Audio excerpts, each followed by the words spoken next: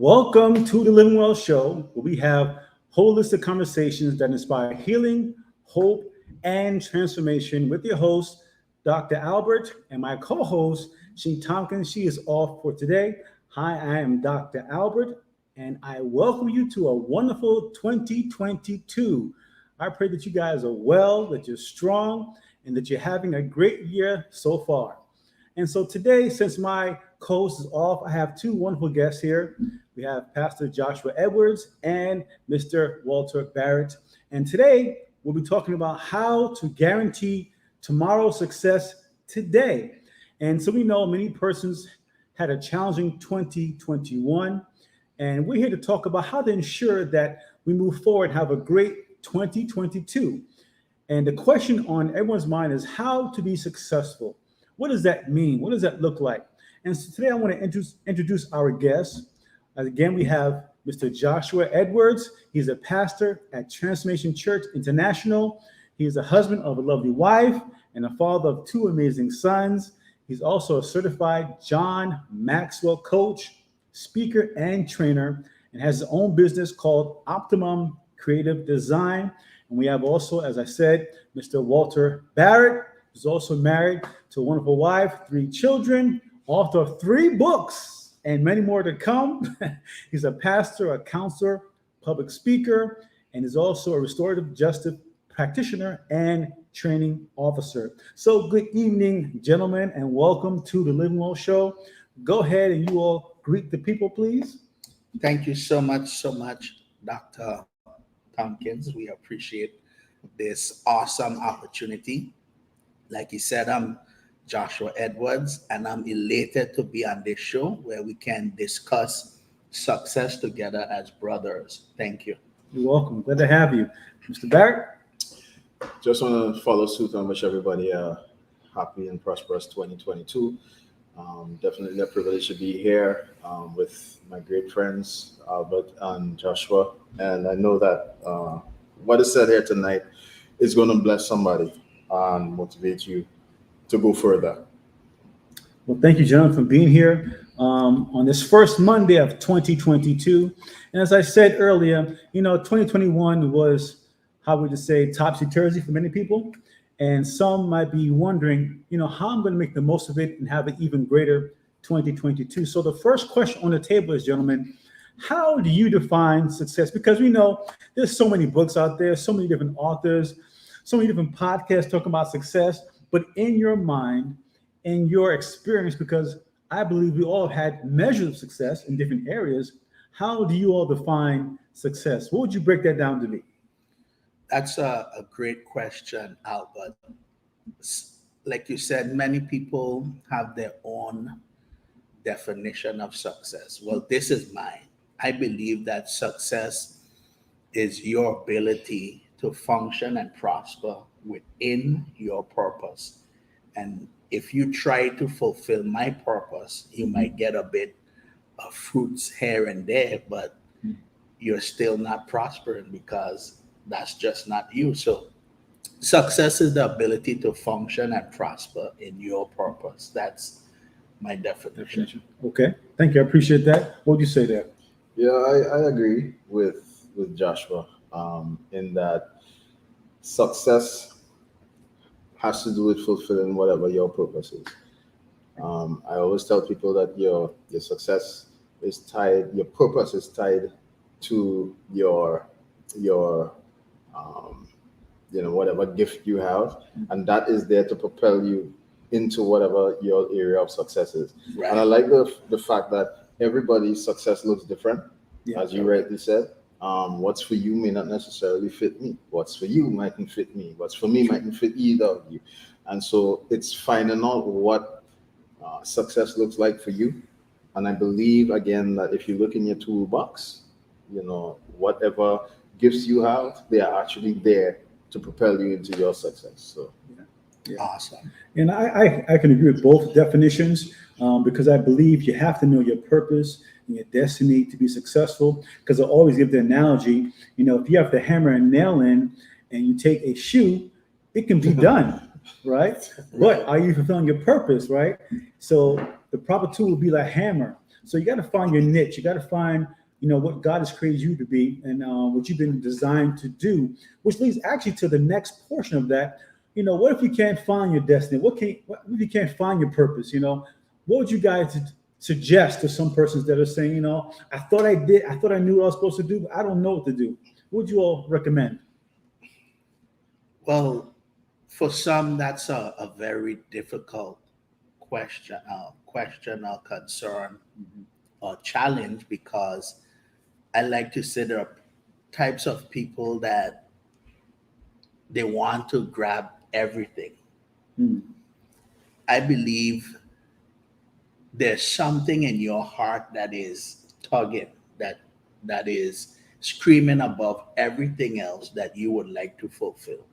And I believe for you to find your purpose or that thing that you are called to do, you have to get quiet. You have to focus. You have to get rid of the distractions in order to hear what your heart is truly saying concerning you, concerning whatever area it is in your life. The constant going, busyness of life. Up today, you're gone. And when you come back, you only have time to sleep. You will never be able to hear your heart concerning the things that you're supposed to do. So I would say get quiet and get a piece of paper and ask yourself the question, what am I passionate about? And start to write. And don't worry about having a few blocks here and there. Just write whatever comes to your mind, write it down, and then you go through the selective process, what really sticks out to you or jumps out to you. And I believe the top three I want you to focus on for this year. Number one, you're gonna focus, find a quiet place, write down all the things that you're passionate about. And then the top three you focus on, and that is going to help you to really see where you can be successful in this year. Okay.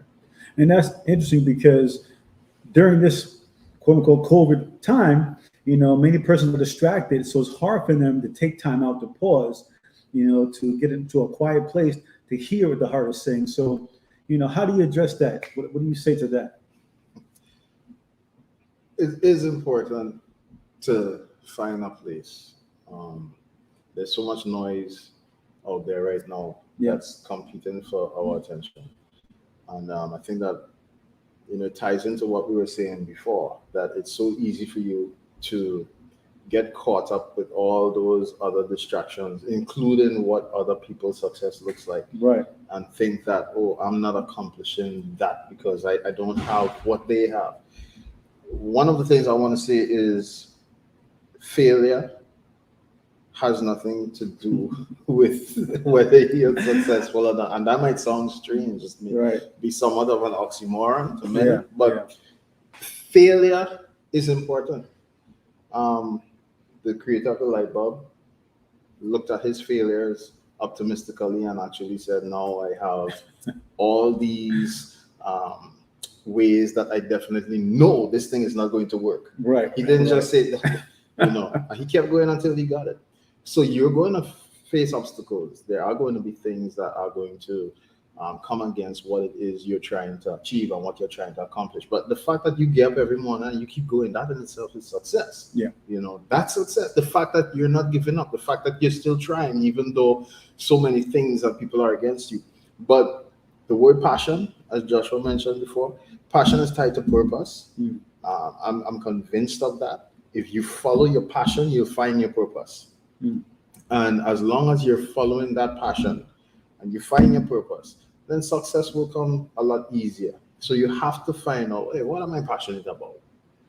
And when you find out what you're passionate about, again, writing things down, so very important. All the successful people say that they actually write stuff down, So, but you have to find that quiet space, whatever it is. And you see all the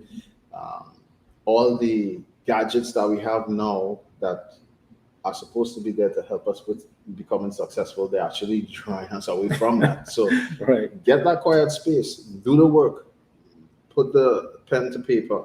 And I like the analogy and the idea of taking your top three and just working those into, a system that works for you. Yeah. Because your success is your success. Yeah, I like what you said in terms of failure. I always believe that failure is kind of one of the signs that you're on the road to success because, as you said, that shows you what not to do. And it's hard sometimes to face the failure and say, you know what, I made a mistake. Let me get back up again. So how do you encourage someone to, I know you failed, but get up and do it again because they feel embarrassed. They feel as if, they take it personal. Like they see themselves as a failure, not that they failed at the one thing. And so how do you encourage them to say, you know what, look past your failure, keep moving, keep going? What do you say to them, especially in 2022? That's a good question. Like Barrett said, failure is a part of the whole pedigree. If you want to be successful, expect to fall, expect to butt your knee, expect to not get it right according to how people will perceive it. You have to expect that you are going to end up hurting yourself along the way. And it's actually good for you because it will build wisdom. It will help you to gain better strategies on how to do things better. So I will encourage you to do not look at failure as defeat. Failure is your ability to come into touch with your surroundings, with what is actually coming up against you. It's your ability to understand other people's perspective because for example, we have parents who have considered their children failures because they never took the path that they wanted them to For take. them, right? And some children, some adults to this day have believed that lie. You are not a failure because you didn't take the path that someone prescribed for you. What that has allowed you to see is the perspective and the way people think and the way people behave concerning you, concerning what they feel you should be doing. And I'm here to tell you that don't allow your mistakes to become the loudest judgment in your head. Every example for me, I always tell people I love to share my mistakes. I love to share when I mess up because it's going to help somebody. But you're unique, man. Not everyone's like that. They want to hide it behind, and say, you know what, I'm great, I'm perfect. Because as you said, people will talk about you. They say, man, look at you fail, you tripped and laugh at you. So how do you overcome that? Let me. We define success. Well, we didn't define failure. Oh, and okay, we're good. not going True. to do that because that's not our agenda tonight. But what I would say, since you asked the question about how you deal with failure, Yeah. maybe I'm throwing a spoke in the wheel here, but is there really something such as failure? Okay, my marriage didn't work. Did it fail? I got an F in school. Did I fail? I think that a lot of things that we have become accustomed to were put on us and we just accepted it. Because really and truly, sometimes what we consider failure is not failure. It's simply us accepting certain things that happen in our lives that push us to another level and maybe nudge us and redirect us into where we're supposed to go so we could be successful. Yeah. Right? So what do I say to somebody who failed over and over again? How bad do you want to be successful? Right. Okay. Right. Yes, words were spoken over your life. Oh, you are a failure. Yes, the grade says F. Yes, the divorce happened. Yes, you lost the job. But is that the end of it? Is that going to define your life and say that, okay, this is who you are, that's all there is? No. Life goes on, and you can still accomplish far more than what you were trying to accomplish before. So, I mean, keep going. How bad do you want it? You want to be fit. You go to the gym for a week. It's hard. You give up. Did you fail? No, you just made a decision that, this thing is too difficult. And so you overcame. You had the potential to keep going and to do it. Yeah.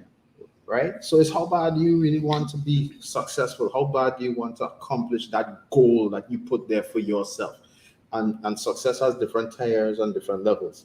Right? There are personal goals we set for ourselves and so on, and we could be successful at those. And there's some other things that are outside of ourselves that we could also be successful in. So the question is, how bad do you want it? If you want it bad enough, so just keep getting up. Keep moving around the obstacle. There's always a way. Some comes this way, go around it. It gets wider, go over it. It gets higher, dig under it. It's how bad you want it.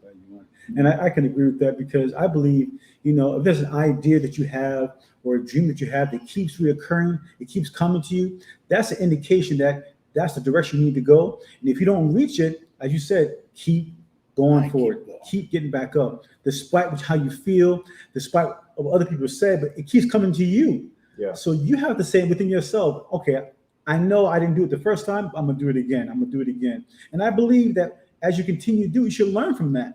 And get better at it. Because even myself included, when I was getting my doctorate, I failed a class, but thank God I had people around me to say, you know what, you still can do it. So I believe in that, and I continue.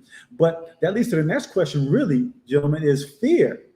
Fear is a massive, massive dream killer. So what tips would you give people as we face January? COVID cases are going higher and higher, so fear is in everywhere. What do you do to that? There's so many different types of fears that if we start tonight to really dissect fear, we're gonna be here all night, guys. But what I'm going to tell you talking is, to the camera. What I'm going to tell you is, you have to face your fears. Some people are afraid of what people think, what people will say. They're afraid of failing and making mistakes.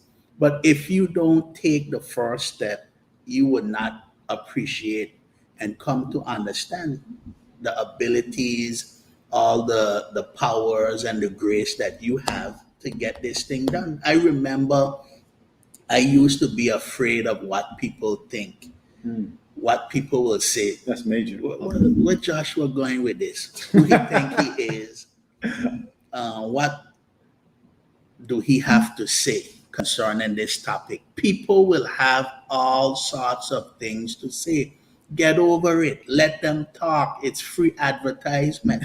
Because when they talk, they're advertising you. So some tips. Declarations is what helps me. Okay. I always decree that I have power, love, and a sound mind. I'm going to get it done. Nothing is going to stop me from accomplishing my goals, my desires, and make it happen. So I would say declarations and really declaring the end goal. If I want to accomplish a dream or goal, I would say it's already done. I already did this. I already did the steps, and it gives me a boost. It gives me confidence, and it helps me to see the process that I have to take and overcome. Fear is not natural. Right? Fear is learned. A child isn't born afraid of the dark. It's an experience that they had in the dark that created that fear. So the first thing you have to do is try to figure out and identify, where did this fear come from? Right. Because what you need to do is learn to conquer that fear. So for me, I could remember where I got the fear of the dark when I was afraid of the dark. I went to, my sister is older than I she's 3 years older than I am. One day I went to a little birthday party for one of her friends. Of course, they were older than me. And one of the games they played, they were taking off the lights and just going around in the dark and touching people. Right. And I could remember without somebody even touching me, just the anticipation of somebody touching me, I was shivering like, the wind blew and I thought it was somebody close by coming there, So, and even after that, when the lights went out, I had this expectation that somebody was in the dark coming to touch me. Yeah. I had to overcome that. My fear of cockroaches came when I was in college. Okay. Because I was introduced at Caribbean Union College, where I went to do my bachelor's, to something called drummer roaches, which they call them German cockroaches, some very huge cockroaches that sound like helicopters when they fly. And I never saw roaches that big. And you cut them in half, and one half will go right, the next half goes left, and it could live for 21 days cut in half. That was horrific to me. But I had to overcome that fear, because at the end of the day, if a roach was in the room, that roach had the room for the night. I was sleeping somewhere else until I realized this doesn't make any sense. You have to be willing, you have to want to overcome that fear. Yeah. So the first step is, why am I afraid? It's something that happened to you. It's something that you went through. It's an experience that, it's something somebody said that you latched onto and you decided to believe, Right. Because you don't have any reason to live under fear. Yeah. Fear must never be, even though you are correct. Fear is the greatest inhibitor to success. Yeah. But you must never allow fear to inhibit you, because you already are endowed with every single tool and resource you need to accomplish what you have to accomplish. Yeah. You were placed there to do it. As I said before, Dr. Tompkins, there's some things that he will do in this earth that I just can't, because I don't have those tools in my bag. Right. There's some things that Joshua will do. There are things that you are here to do. So fear is there simply to try to keep you from digging in your tool bag, not even opening it and realizing, wow, I do have a hammer. Right. I do have a power, a cordless drill. I do have what I need. You don't even look in the bag because you're just living under that light. So my biggest encouragement to anybody living under fear is, you have to learn to identify first and foremost of all, where did this fear come from? Right. Because I guarantee you, if you go back, you'd realize your fear is unrealistic and you can overcome it. Yeah. And you said something very powerful. You said that fear is artificial, because, and that can be a part two, because the fact that your mind is so powerful that whatever you create in your imagination, it can come to pass. So whatever you are fearing, you actually help manifest. So you have to be careful about renewing your mind or allowing your mind to be exercised in a proper manner, and train yourself not to be fearful of the cockroach or not to be fearful of the dark, because it is learned. I remember with my son and my daughter, they'll fall and they'll look to me to see how I'm going to react.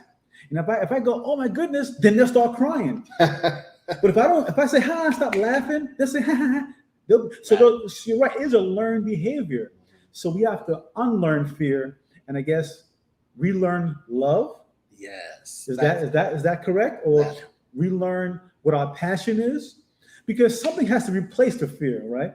You got to replace it and say, okay, I did not like cockroaches for X, Y, and Z. Now, what do I have inside me to destroy the cockroach, or what do I have inside of me to overcome it? It's called a can of bacon. I guess that's it. You have to be wise enough to say, the bacon is greater than the cockroach, right? I mean, that's so important that you said that we have to replace the fear, because the fear is the absence of love. The purest love that you can have for yourself, to say to yourself that I am worthy of accomplishing this goal. So should I love the cockroach? You should love you enough to know that the cockroach can't do you anything. Right. All right. That the cockroach is just your self-image. How you see yourself. Right. Good one. You see yourself as being beneath the cockroach. You see yourself as the cockroach is something not to be liked or touched, and it will do you something if it comes into contact with you. So I believe we have to now get people to move back into love. Like you said with your children, they were looking to you for the expression Mhm. of love or disagreement with what they were experiencing. Yeah. So the fact that you cheer them on, that was passing on love and letting them know you have That's nothing good. to be afraid of. Yeah. When my son fall down or he bump his head, I would say, Josiah Lemuel, you're strong, get up. Sometimes I wouldn't even look at them Right. because I want them to know that that's a part of life. That must be a father thing because mothers be like, oh my gosh. My dad's like, leave him alone, he'll be all right. But trust, spoken of we, that's part of the reason why we have some of the issues that we have with boys, right? No, Okay. because we kiss the girls. You and do, say, oh, you're yeah, right. but we tell the boy, hey, stop crying. But that's for Well, That's part two. that's for me- part That's six. part two. let me add a little bit there because I love upon my sons. They come and they kiss me on the cheek, on the forehead. So that affection is there. But when they fall, you don't want to give them the impression that I don't want to give them the impression that that's something bad. The impression I want them to get is that they are stronger because of that fall. They were able to grow or become strengthened in the area that they felt the pain. So it's all a perspective, a mindset, and how you look at situations. And I believe love is the greatest tool to remove all fears. Because I love myself, I have what it takes to be one of the greatest consultants. Why can't I be one of the greatest consultants to the premier or a politician or to somebody in Guam or somebody in the United States of America? It's because of fear. We're thinking about what people are going to say. Am I going to say the right thing? Believe in yourself and you will overcome fear. Trust that God made you with everything that you need and you will overcome fear. Stop looking at other people. Stop worrying about what other people are doing and you will overcome fear. So that's what I believe. The loving yourself, loving what you have to give, and understanding that people are waiting for you, Barrett, Albert. People are waiting for you out there to give them that love. Every gift that you share is an act of love. Every gift that you withhold is greed, is you saying selfishness. I don't want to deal with that. So you're being selfish. So selfishness is one of the greatest murderers of success. And I'll stop there. Well, we've got about 2 more minutes because I think the question on the hearts of most people are now, okay, we understand what success is. We understand that we have to overcome our fear and we have to actually have a love for ourselves, right? So the question is, okay, I need a roadmap now to success. And I think that's going to be part 2 for next week. We'll come back and continue this conversation. But to wrap up today's session, gentlemen, is there anything last comments that you want to leave for our audience as we begin to wrap this up? Last comments is selective focus. This year, 2022, if you are going to succeed, you are going to have to be selective in your focus and really narrow in on the things that are important. For me, that's God, my marriage, my family, and my purpose. Those 4 things I am zeroing in. Those 4 things I am zoning in. Thank you. Zoning in on and really looking for progress and advancement. So focus. That's good. If I were to leave something with you, it would be tune in for part 2 next week. But apart from that,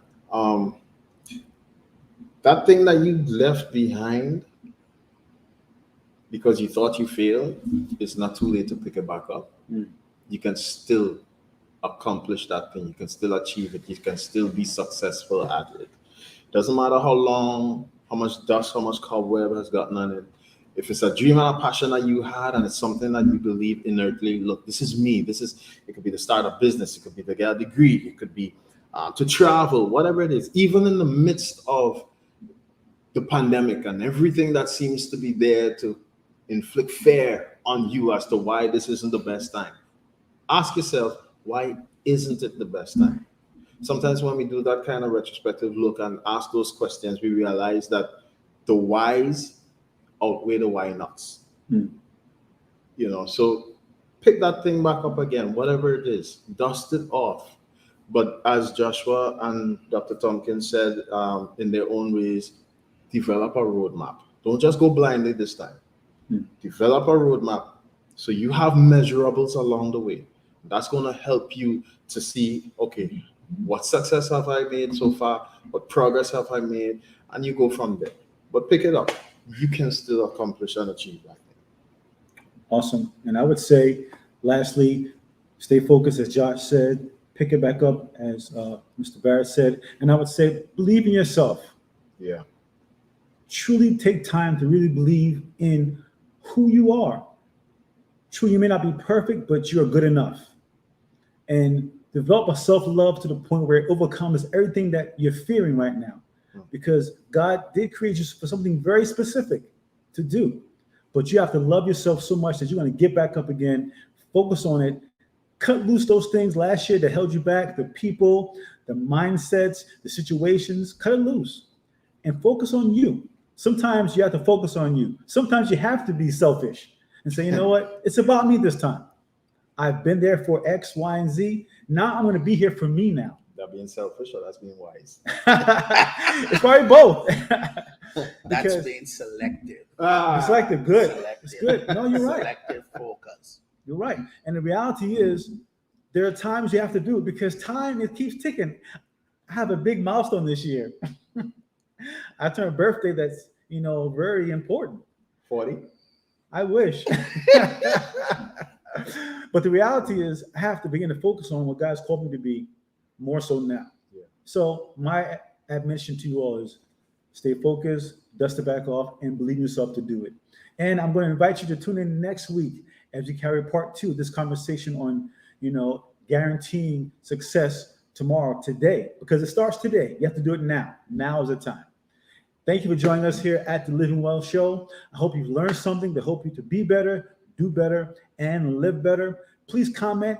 If you have any questions for next week, please let us know. We'll be happy to address it for these great gentlemen, these great minds. I want to thank Mr. Joshua Edwards and Mr. Walter Barrett to join me today. We'll be here again next week, right here on the Living Well Show. God bless and take care. We'll see you next week. Bye-bye.